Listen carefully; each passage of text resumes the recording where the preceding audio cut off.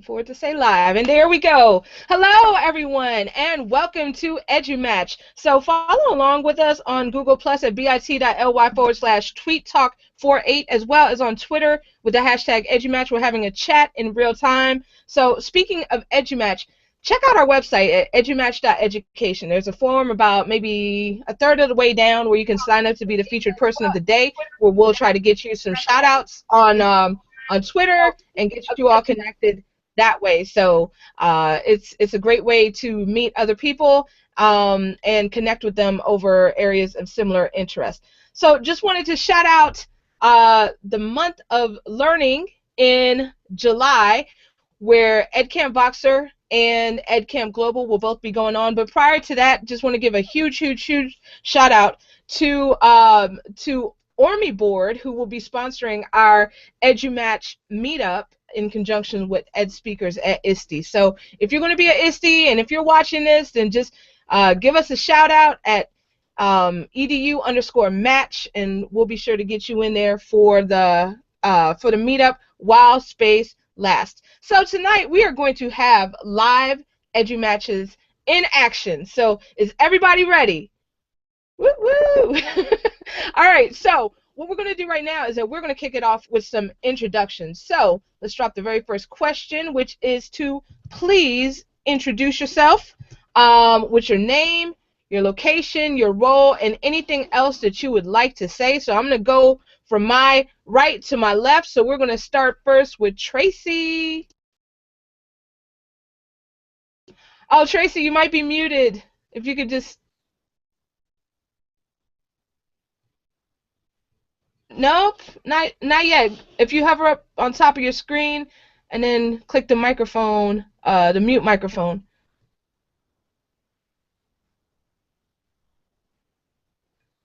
All right. So while you're doing that, I will put it in the chat box, and we'll work on this together. But while you're working on that, then let's kick it over to Dene, and we're gonna come back to Tracy. Hello, everybody. My name is Dene G. I am in Orlando, Florida, which is actually pretty sunny right now. You never know, though; it might rain any minute. I am a 10-year educator, so I'm my 10th year in the classroom, and certainly have seen many different types of kids, taught a lot of different kinds of kids, and serving multiple roles down in the state of Florida. So very happy to be here. Hello to everyone. All right, great. Thank you so much, Dene. Let's go next to Stacy. Hey, everybody. I'm Stacy Lovdahl, and my current role, last 2 years, I have been an instructional technology facilitator at the state, and before that, middle school science teacher. Go middle school. Love my middle grades kids. They're awesome, and I get to go from kindergarten all the way up to early college. So, when you're in a building,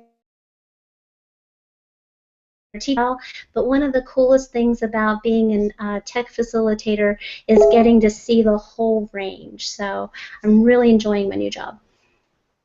All right, true indeed, true indeed. And Tracy is going to go out and come back in. So when you come in, then we will definitely have you introduce yourself. Cannot wait for that. All right, so this next question comes from Tracy, so hopefully she'll be back in time to answer it. But the question is, what has been the biggest positive impact of being a connected educator? So let's start with Stacy, and then we'll go to Dene. Well,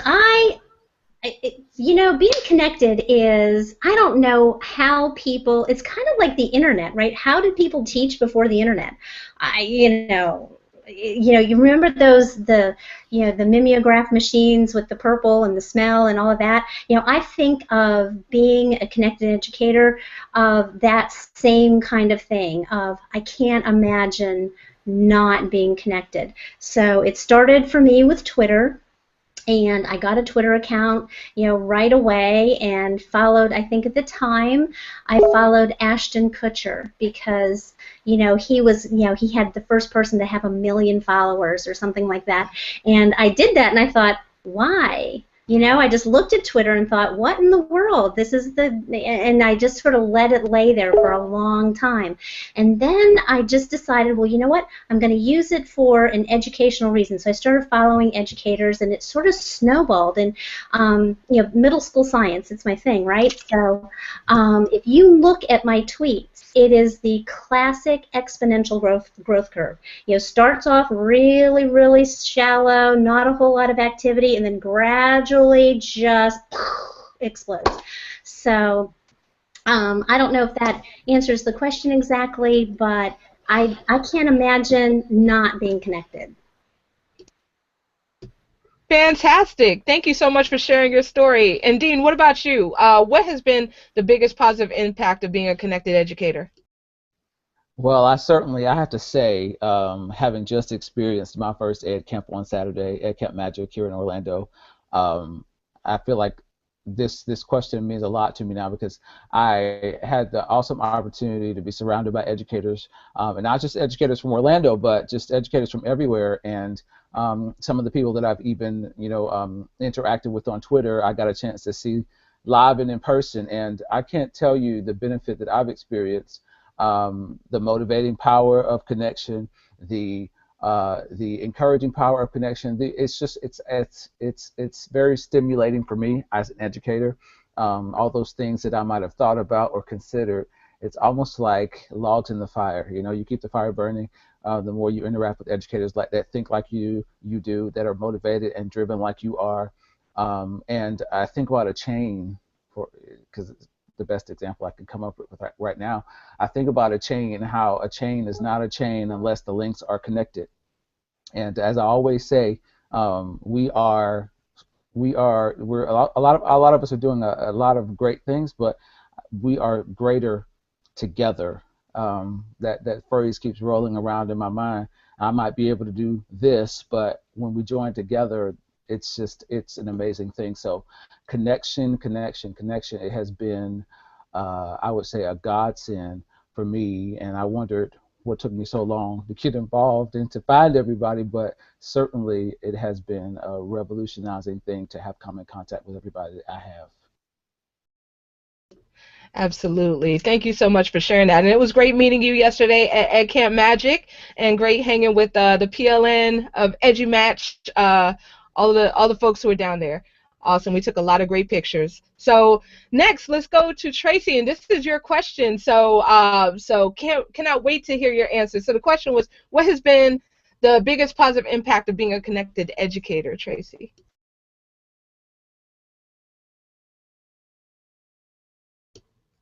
Uh-oh, hopefully we did not lose Tracy. Um, okay, well, in the meantime, hopefully we will get her unfrozen in a second, but I will say that for me, connecting has really, truly been my lifeline. When I began teaching, I came through alternative certification, and I didn't have the same kind of background as a lot of teachers do when they traditionally come in. So my learning curve was a little steeper than most, but through connection, through the power of connection, then that really took me to a whole new level in terms of my own teaching practice. And now it's not just about connections, it's about friendships. There's people that I talk to every day, and now they are some of my closest friends. So connection has just made all the difference in the world. So Tracy, let me see. Can we hear you? Can we get a mic check? It seems like it's still glitching a little bit, but hopefully we'll be able to get you on, because can't wait to hear your answer. So we will, when we can hear you, then we will ask you question 2. But in the meantime, let's move on to question 3, which is, what areas of education spark your passion? So let's start with Dean on that one. What are you most interested in? I will say I love literacy. My answer is in multiple parts, but I am a language arts teacher is what I teach now to fourth and fifth grade students. So I love language, I love culture, I love being able to develop vocabulary. So ELA has become something that I have really dove into, probably even more so now than previously, because I'm focused on that in the content area. So that is definitely one thing that I'm excited about. Being that my master's degree is in instructional technology, technology is certainly a passion of mine, and now I'm going to have the opportunity to be able to exercise that more with a new role that I'm taking on next year. So learning how to engage students in technology and use it as a tool to get students to understand and sort of grow even more in the areas of that we teach. And then also mentoring, which I consider mentoring to be a really important aspect of at least developmental age, since I teach elementary school, and I have found myself um, becoming a mentor for certain students, um, whether formally or informally. So I think mentoring is a huge part of what I do, and I think it's a huge need um, for many reasons. And so that is also something that drives me. So, like underneath everything else, there's that mentoring component that really brings out, the passion in me. All right, fantastic, fantastic. Tracy, can we get a mic check from you, please? Oh, no. Oh man, I can see your lips moving, but can't hear you. Oh my goodness. Can y'all hear her by any chance? Could just be on this end. No. Ah, sorry, Tracy. Sorry. If you could try to go out and come back in one more time, and the second you pop on, we're going to jump right to you. Okay? All right. Awesome. Awesome. Awesome. All right, Stacy, how about you? What are your interests? My current thing, I have a long list, but my current thing is using maybe less traditional technologies to reach out to the community. And so it started back a few months ago with Snapchat, right? And Snapchat, I've noticed, on on TV and everything, is now it's kind of gone mainstream. So as soon as it goes mainstream, I guess it's not going to be a thing anymore. But anyways, for me, it's a thing. So I guess the overall idea is that in public education, we in North Carolina especially. Tracy? Hello? Hello? Hey! You hear me now? Yes, we can hear you. Awesome. Awesome. Awesome. Okay. So Stacy, if you can hold that thought for a quick second, we're going to come right back to you. I see that you've already muted yourself. All right. So Tracy, if you could tell us what it has been the biggest positive impact of being a connected educator. Being connected, not being isolated anymore. The whole idea, and this is, one of the gems that gets tweeted and retweeted around, that no one in the room is as smart as the room. And when the room has no walls, and the room is essentially the world of education and even non-educators, it's amazing what we can all accomplish together. So, and I've met some fantastic people. And to be able to bring that to my students, it's wonderful. And thank you, yes, Stacy and Dean, for bearing with my lack of connection while we're talking about being connected. That is hilarious. All right, great, great. And while we have your audio working, could you tell us your areas of interest, your areas of educational interest? I am truly passionate about interdisciplinary connections, which all kind of comes together. I teach French and Spanish, and I have a pet project involving bringing language teachers into interdisciplinary, particularly STEM projects, so that people understand that math, science are fantastic, but all of those ideas, you need language to express them. And we need to all be involved together in bringing these ideas together. And yes, there's all kinds of translation software and things that technology brings us, but that leaves out the nuance of human beings and cultural realities that people don't always understand. And that's an equal part of the human experience that we all have, but uniquely. So that's my passion. All right, great. Thank you so much for sharing that with us. All right, so Stacy, we're going to unpause you like a cassette tape. Ah, that's hysterical. Yeah, I feel like I have a pause button sometimes. I also have a Google button right here. I say to my kids, so do you see Google? No, you cannot Google me. Anyways, so yeah, so my little phrase is meet them where they are, take them where you want them to be. And so with Snapchat, for example, I feel like, kids definitely, for better or worse, are on Snapchat. They're obsessed by it. And I know there are probably 15 other things but it's an example. And our parents, especially, our younger parents, are also on Snapchat. Because listen, if I'm on Snapchat, definitely our parents are. And so if they're already on it, then there are so many ways that we could use Snapchat to tell our stories, to to give a peek inside the classroom in a really, really simple and easy way. And one of the things we were talking about was, well, why use Snapchat instead of 15 other ways to take pictures or do a video or whatever? And the main reason for me is that that's where the people are. So why make them go to your website and to Google Drive if that's not where they are? If they are on Snapchat, and you can have them follow your teacher channel or your teacher account or whatever you call it, or your school, if you're an administrator, have them follow your school account. And you are walking down the hall and you see something cool happening, snap it, and then they put it into a story, and there it is, and it comes to their phone, and it opens up those doors so that the community can see all the awesome things that we're doing inside our buildings, which, when my kids were going to school, I sent them in that building, and, they came home, and what'd you do today? Nothing. What went on? And I'd have to pull it out of them. So, we don't have to do that anymore.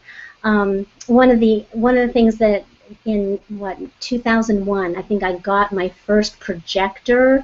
It was the size of a suitcase, and it sat on a cart, literally. And I had one internet connection, and I wrote a grant to get my own projector, so I didn't have to borrow it from the media center.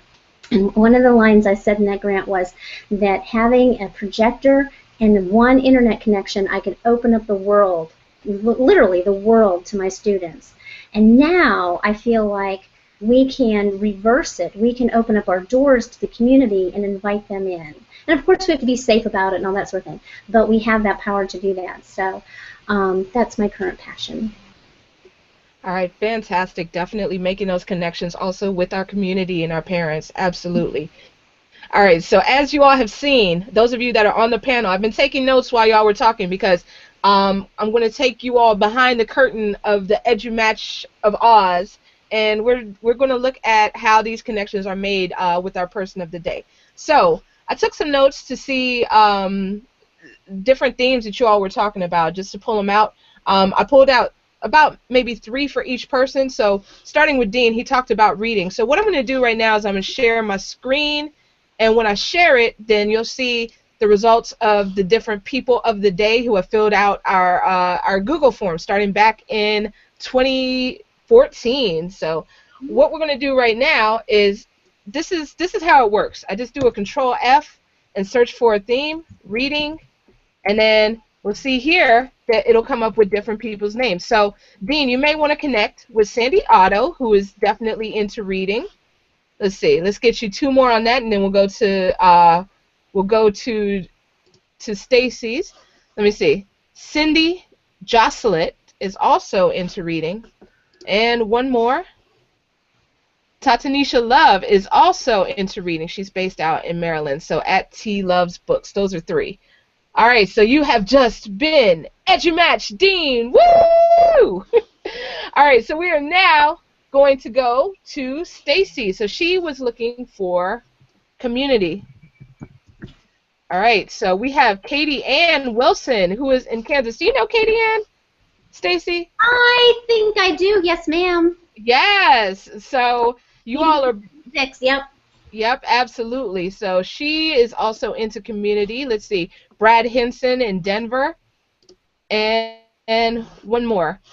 Alva Amaker is in, actually, she's in my district. Great person to connect with. So ALA Maker 25. So you two have been EduMatch. Boom! Cynthia's favorite word.